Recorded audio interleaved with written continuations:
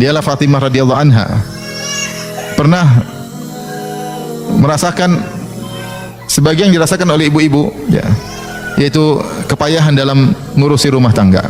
Dalam hadis akan kita sebutkan nanti, beliau mengeluhkan tentang kerjaannya. Dia harus menggiling gandum dengan menggunakan roha. Roha itu batu dua besar, kemudian gandum ditaruh di tengahnya, kemudian digiling dengan mendorong dengan kayu.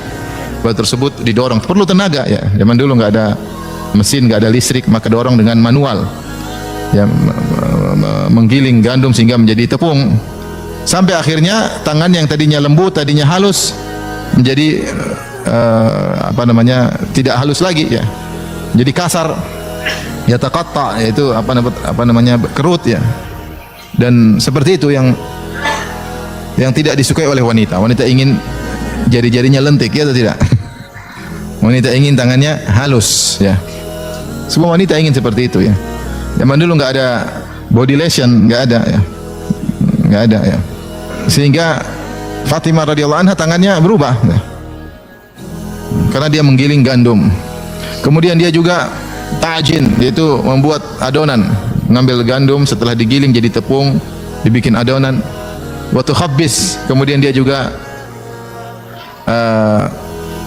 bikin roti, yaitu ada tanur, kemudian tungku, dinyalakan apinya, kemudian tempelin tepung sehingga menjadi roti. Ini kerjanya Fatimah radhiyallahu taala anha.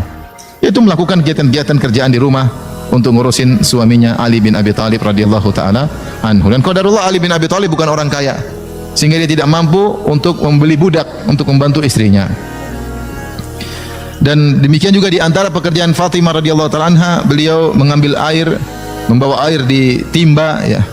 Dia taruh di lehernya, kemudian dipikul air tersebut sampai ada bekas di lehernya. Ini wanita terbaik, Sayyidatun Nisa'il Alamin, wanita terbaik di alam semesta. Oleh karenanya bukan berarti wanita terbaik si Allah yang keren, yang kemudian lihat Fatimah radhiyallahu anha. Ya. Maka yang penting kita terbaik di sisi Allah Subhanahu wa taala. Kalau mau terbaik di hadapan manusia gampang, tinggal punya duit banyak, insya Allah terbaik di hadapan manusia.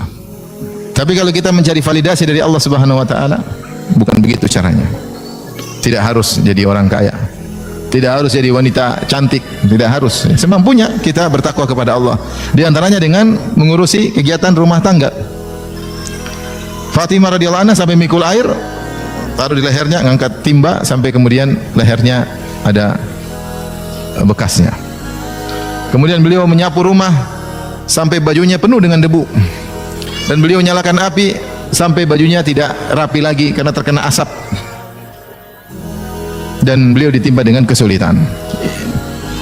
Padahal beliau adalah Sayyidatun Nisa'i Ahlil Jannah. Beliau adalah pemimpin para wanita di surga. Dalam sebagian riwayat Sayyidatun Nisa'i Ahlil Jannah, Fatimah Sayyidatun Nisa'i Ahlil Jannah. Fatimah adalah pemimpin wanita di surga. Taib. Kita bacakan hadisnya. Hadis ini disampaikan di antaranya dari Ali bin Abi Thalib, diriwayatkan Imam Bukhari dalam beberapa tempat dalam Sahih Bukhari. Dari Ali bin Abi Thalib, beliau berkata, "Inna Fatimah atatin Nabiy sallallahu alaihi wasallam tashku ilaihi ma talqa fi yadiha min ar-raha." Sungguhnya Fatimah datang menemui ayahnya Rasulullah sallallahu alaihi wasallam, kemudian mengeluhkan kerjaan yang berat karena harus menggiling gandum. Wa balagha annahu ja'ahu ar-raqiq, dan telah sampai kabar kepada Fatimah bahwasanya ada budak-budak, ya, dimiliki oleh ayahnya. Mungkin habis perang ada ghanimah, dapat budak-budak. Ini lumayan, ya, ayahnya punya budak, bisa diminta satu untuk bantu urusan rumah tangga. Maka Fatimah datang menuju ayahnya, minta budak, minta pembantu. Falam tusadifhu, ternyata waktu ke sana Rasulullah lagi tidak ada. Fadzakara dzalika li Aisyah, maka dia pun cerita sama Aisyah keluhan yang dia rasakan. Perhatikan sini, Fatimah mengeluh, ketemu ayahnya, enggak ketemu ayahnya, ketemu siapa? Aisyah. Aisyah istri siapa? Istri Nabi sallallahu alaihi wasallam, gitu.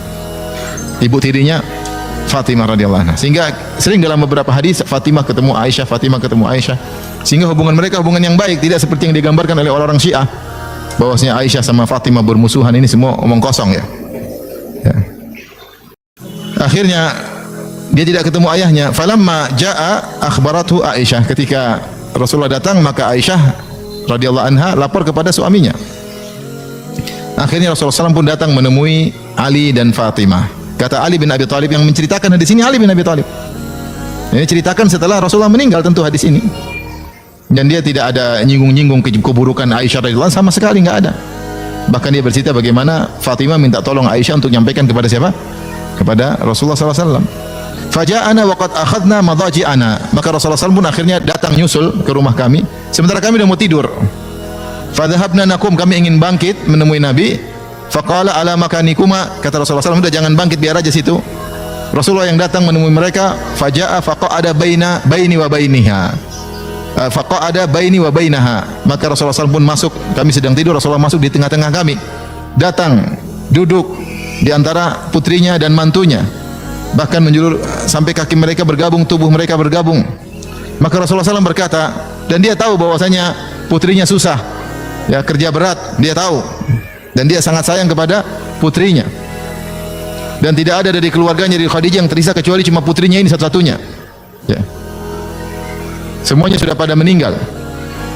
Sampai Fatimah dijuluki oleh para sahabat, kunyahnya adalah Ummu Abiha, ibu ayahnya. Kenapa Fatimah disebut ibu ayahnya? Karena dari keluarga Khadijah semua tidak ada yang tersisa kecuali Fatimah. Sehingga Fatimah itu seperti mengurusi ayahnya, menggantikan posisi ibunya Khadijah. Sehingga dia diberi gelar dengan Ummu Abiha, ibu ayahnya sendiri.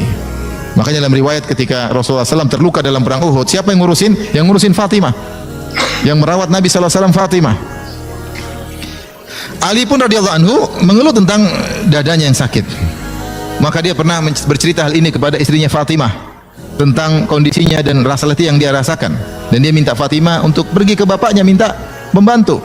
Ali berkata kepada Fatimah pada suatu hari, wallahi laqad sanautu hatta laqad ishtakaitu sadri. Sungguh aku sudah sanaut, yaitu sanaut itu kinanya dari saniah, ya. Saniyah itu adalah onta yang sebenarnya tugas untuk ambil air dan taruh untuk dipikul, itu yang mikul harusnya apa? Onta. Tapi karena mereka enggak punya onta, Ali sendiri yang apa? Pikul. Radhiyallahu taala anhu. Sehingga dia berkata kepada istrinya, dia mengatakan, wallahi laqad sanautu, demi Allah aku mikul air mulu. Hatta laqad syakaitu sadri, sampai dadaku sakit. Punya uzur yang kuat untuk minta pembantu kepada ayahnya. Fa'atatin Nabi sallallahu alaihi wasallam. Akhirnya Fatimah pun pergi menuju ayahnya. Maka Rasulullah bertanya, "Ma ja'a biki ay bunayyah?" Ada apa wahai putriku sampai kemari? Ada perlu apa? Apa kata Fatimah? Dia malu. Dia bilang, "Jitu li usallima alaik." Saya mau ucapin salam aja sama ayah. Wastahyaitu wastahyat antas alahu waraja'at. Dia malu untuk minta sama ayahnya dan dia pulang. Ketika pulang, Ali bertanya, "Ma fa'alti?" Sudah sampein? Qalat, Fatimah berkata, "Istahyaitu an as'alahu." Saya malu mau minta sama ayah. Fa'atainahu jami'an. Akhirnya kami pun berdua mendatangi Nabi sallallahu alaihi wasallam. Ali berkata, "Ya Rasulullah, wallahi laqad sanautu hatta ishtaqaitu sadri." Wahai Rasulullah, aku ngangkat air, pikul air sampai dadaku sakit. Wa qalat Fatimah berkata, kali itu dia berani ngomong karena suaminya sudah mendahului. Qad tahantu hatta majalat yadaya. Aku terus menggiling gandum sampai tanganku sudah enggak seperti dulu. Wa qad ja'aka Allah bisabyin wa sa'atin fa akhdimna. Ya Rasulullah, Allah telah mendatangkan bagimu banyak budak, banyak kelapangan harta, berilah pembantu bagi kami. Tapi apa kata Rasulullah sallallahu alaihi wasallam? Mengajarkan zuhud kepada keluarganya. Kata Rasulullah SAW, "Ala adullukuma ala khairin mimma sa'altuma?" Maukah aku tunjukkan kepada kalian berdua yang lebih baik dari apa yang kalian berdua minta? Nanti dalam riwayat bukan cuma, jadi permintaan ini bukan cuma idenya Fatimah, tapi juga dari Ali bin Abi Thalib. Karena Ali bin Abi Thalib juga merasakan kesulitan.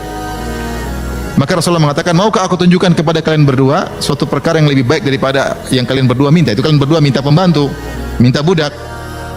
Apakah yang lebih baik daripada budak? Kata Nabi sallallahu alaihi wasallam, "Idza akhadhtuma madaji'akuma," kalau kalian berdua mau tidur, au awaituma ila firashikuma, atau kalian sudah menuju ke tempat tidur kalian mau tidur, fasabbiha thalathan wa thalathin, maka bertasbihlah 33 kali. Wahmada thalathan wa thalathin, dan bertahmidlah alhamdulillah sampai 33 kali. Wa kabbira arba'an wa thalathin, dan bertakbirlah Allahu akbar sampai 34 kali. Fa huwa khairun lakuma min khadim, dan ini lebih baik bagi kalian berdua daripada pembantu. Dan mereka benar-benar menerapkan wasiat Fatimah, menerapkan wasiat ayahnya, Ali menerapkan wasiat mertuanya. Sampai Ali tidak pernah lagi meninggalkan zikir ini semenjak Nabi menyampaikan kepada Ali bin Abi Thalib zikir tersebut. Ali masa tidak pernah meninggalkan. Sampai ada yang bertanya, ngetes Ali, "Taib, kau enggak pernah meninggalkan waktu perang Siffin? Lagi perang lawan Muawiyah, waktu lagi terjadi perbedaan pendapat sehingga terjadi peperangan?" Bahkan kata Ali, bahkan ketika Lailatul Siffin, ketika perang Siffin pun saya tidak meninggalkan zikir ini, subhanallah. Dan ketika Fatimah radhiyallahu anha mengeluh kepada Nabi, Nabi menasihatinya dengan nasihat yang menjadi topik pembahasan kita pada pagi hari ini. Rasulullah berkata, "Ya bunayyah, wahai putriku, isbiri, bersabarlah. Hidup ini perlu sabar. Fa inna khairan nisa'i allati nafa'at ahlaha." Sebaik-baik wanita adalah yang paling bermanfaat bagi keluarganya, paling bermanfaat di rumah, ya. Rasulullah suruh bersabar, ya.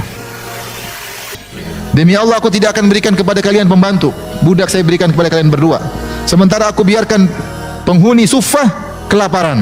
Jadi ratusan sahabat yang pernah tinggal di Suffah. Suffah itu adalah seperti tambahan di belakang Masjid Nabawi, dan dia ada atapnya tapi dindingnya tidak ada, sehingga mereka tidur di bawah atap tanpa dinding. Baju mereka kotor, ada yang punya baju cuma satu, baju mereka sampai berwarna coklat karena tidak diganti-ganti, ya. Ada cuma baju satu kain atas kain bawah, ada yang cuma satu kain aja, langsung lingkar atas bawah, miskin. Maka Rasulullah mengatakan, menjelaskan, demi Allah saya tidak mungkin kasih kalian pembantu sementara ahlu Suffah pada kelaparan. La ajidu ma unfiqu alim, saya tidak bisa memberi nafkah kepada mereka. Walakinni abi'uhum wa unfiqu alaihim athmanahum, saya akan jual budak-budak ini, nanti hasil jualnya saya berikan kepada budak-budak, kepada ahlu Suffah. Faraja'a, mereka berdua akhirnya apa? Pulang, enggak dapat pembantu.